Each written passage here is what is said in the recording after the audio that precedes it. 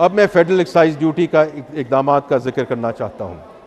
पहला इकदाम जालसाजी के ख़िलाफ़ है। हम पेट्रोलियम बेस्ड सॉल्वेंट्स जिनमें सफ़ेद स्पिरिट, पेट्रोलियम नफ्ता और मिनरल टॉपिन ऑयल शामिल हैं, उसे 80 रुपये फ़ी लीटर फेडरल एक्साइज ड्यूटी आयद कर रहे हैं। ये अशिया पेट्रोलियम डेवलपमेंट लेवी के दायरे से बाहर आती हैं, लेकिन उन्हें तेल में मिलावट के लिए इस्तेमाल किया जाता है। इस मिलावट की वजह से हर साल लाखों सार्फिन की गाड़ियाँ और मशीनरी ख़राब होती है। इसकी वजह से तेल की मसनूई फ़रोख्त करने वाले दयानतदार ताजरों को ऐसे बददियानत ताजरों से मुकाबला करना पड़ता है जो मिलावट शुदा तेल फ़रोख्त करते हैं। हमारा दूसरा इकदाम मुआशी बोझ की तकसीम से मुतल्लक है। हम दरामद करने वाली जो गाड़ियाँ हैं, जो गाड़ियाँ दरामद होती हैं, उसमें 2000 सीसी से बड़ी और 3000 सीसी तक की SUVs पर फेडरल एक्साइज ड्यूटी आयद कर रहे हैं। 3000 सीसी से बड़ी गाड़ियों पे भी हम ड्यूटी बढ़ा रहे हैं। इस टैक्स का इतलाक 2 करोड़ से महंगी लग्जरी EV पर भी होगा। इसके जो एग्जैक्ट रेट्स हैं वो हम बाद में इसको अनाउंस करेंगे। जनाब स्पीकर, इस ज़िम्न में एक और रिलीफ मेजर के तहत बिज़नेस क्लास में गैर मुल्की सफ़र पर आयद फेडरल एक्साइज ड्यूटी को ख़त्म करने की तजवीज़ है। ये मराहत याफ्ता तबका के लिए कोई रायत नहीं, बल्कि इस हकीकत का एतराफ़ है कि पाकिस्तान अपना मईशत को दरकार सरमायाकारी और शराकतदारी के लिए एक पुरकशिश मुल्क बन सके, जो हमारी इक़्तिसादी पॉलिसी तरक्की के लिए ज़रूरी है। जनाब स्पीकर, ऑटो सेक्टर हमारी मईशत के अहम शोबों में शुमार होता है। अहम शोबे की तरक्की के लिए गुज़श्ता एक दहाई में तरक्याती पॉलिसी मुतारफ़ करवाई गई, जिससे सनत को फ़रोग मिला और मुल्क में वही एम्स असेंबर्स की तादाद बढ़कर 118 हो गई। इनमें ट्रैक्टर्स, मोटरसाइकिल, मुसाफिर गाड़ियाँ, कमर्शल गाड़ियों के मैन्युफैक्चर शामिल हैं। नई मैन्युफैक्चरिंग प्लांट्स और जदीद टेक्नोलॉजीज़ में नुमायाँ सरमायाकारी हुई है, जिससे इस शोबे में मुसाबकत बढ़ी है और शोबे में मॉडर्नाइजेशन हुई है। इस वक्त एक नई ऑटो सेक्टर पॉलिसी वज़ीर आज़म पाकिस्तान की तश्कील करदा कमेटी के ज़ेर गौर है, जिसकी तफसीलात वज़ीर आज़म और वफाकी काबीना की मंजूरी के बाद पार्लियामेंट के सामने पेश की जाएंगी। अलबत्ता मैं इस चीज़ का ऐलान करना ज़रूरी समझता हूँ कि इलेक्ट्रिक मोटरसाइकिल्स, रिक्शों, गाड़ियों और बसों पर मौजूदा रियायती निज़ाम अगले साल भी बरकरार रहेगा। इस सिलसिले में दरामद किए जाने वाले इलेक्ट्रिक ट्रकों पर भी 1% सेल्स टैक्स की सहूलत फराहम करने की तजवीज़ है।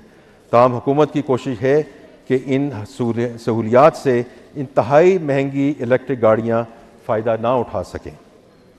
सेहत की सहूलियात की मुनसिफाना फराहमी और अवामी फलाह बहबूद के लिए हमारी वाबस्तगी गैर मुतज़लज़ल है। कैंसर जैसी मूजी अमराज की वजह से पाकिस्तानी ख़ानदानों पर पड़ने वाली शदीद माली और जज्बाती बोझ को मद्देनज़र रखते हुए हम नेशनल टैरिफ पॉलिसी 2025-30 के तहत एक नपी तुली और मौसर इलाज की सहूलत मुतारफ़ करा रहे हैं। मुझे ये ऐलान करते हुए खुशी महसूस हो रही है कि हमारी हुकूमत कैंसर और दीगर बीमारियों की अद्वियात की मुकामी तैयारी में इस्तेमाल होने वाले 100 से ज़ायद इक़साम के खाम माल पर कस्टम्स ड्यूटी मुकम्मल तौर पर ख़त्म कर रही है। इस इक़दाम का मकसद मुल्क भर के तमाम शहरियों के लिए जदीद और खलूसी इलाज ज़्यादा सहल और काबिल रसाई मुमकिन बनाना है। जनाब स्पीकर, हमारी हुकूमत ने मुल्क की सनतों को ग्लोबल वैल्यू चेन्स में शामिल करने और कारोबार करने की लागत कम करने के लिए पिछले साल एक जामे नेशनल टैरिफ पॉलिसी के पहले मरहले का आगाज़ किया। टैरिफ पॉलिसी बोर्ड ने टैरिफ के ढांचे को सादा बनाने और तदरीजी टैरिफ सिस्टम की तरफ मुंतकली के हुकूमती अज़म के तसलसल में तमाम स्टेक होल्डर्स के साथ वसी तर मुशावरत के बाद खाम माल और मुतल्लिका अशिया की एक बड़ी तादाद पर कस्टम्स ड्यूटी, इजाफी कस्टम्स ड्यूटी और रेगुलेटरी ड्यूटी में नुमायाँ कमी की है। ड्यूटीज़ में इस कमी की वजह से बरामदी शोबे, केमिकल सेक्टर और ख़ास तौर पर छोटे कारोबार यानी कि SMEs को इनपुट की लागत में बराह रास्त या बिल वास्ता की सूरत में रिलीफ मिलेगा।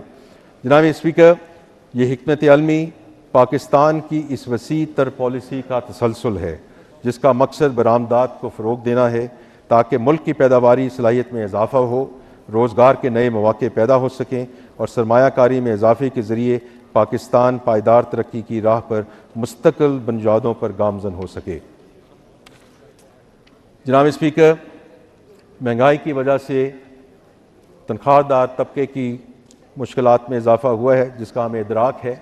उसी वजह से वज़ीर आज़म पाकिस्तान की हिदायत पे हमने उन सैलरी स्लैब्स को नीचे किया है जिसका मैं पहले ज़िक्र कर चुका हूँ। लेकिन इन्हीं मुश्किलात का इदराक करते हुए सरकारी मुलाजमीन की तनख्वाहों में 7% इजाफ़ा किया जा रहा है और रिटायर्ड मुलाजमीन की पेंशन में भी 7% इजाफ़े करने की तजवीज़ है। इसी तरह कम से कम तनख्वाह जो मिनिमम वेज में 10% इजाफ़ा करने की तजवीज़ है।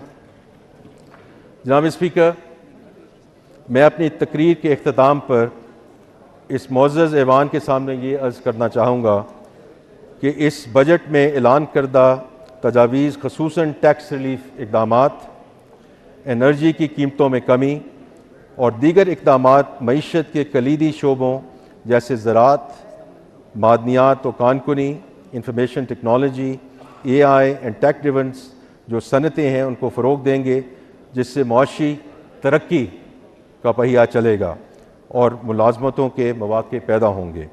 हमने इस तरक्की के हसूल के लिए बुनियादी लवाज़मात मुहैया किए हैं। ये these are all enablers towards that journey from stabilisation to sustainable growth. हमारी मईशत फिर से अपने पैरों पर खड़ी हो चुकी है। हमारे ज़र मुबादला के ज़खायर और एक्सचेंज रेट मुस्तहकम हैं अल्हम्दुलिल्लाह। हमारी मंडियाँ रवां हैं और दुनिया हमारे साथ सरमायाकारी और शराकत के रिश्ते इस्तवार कर रही है। ये कोई मामूली सफ़र नहीं था, ये एक मुश्किल और कठिन सफ़र था जिसे हमने कौमी जज्बे और हमारी क़ियादत की क़ुव्वत इरादी और दूर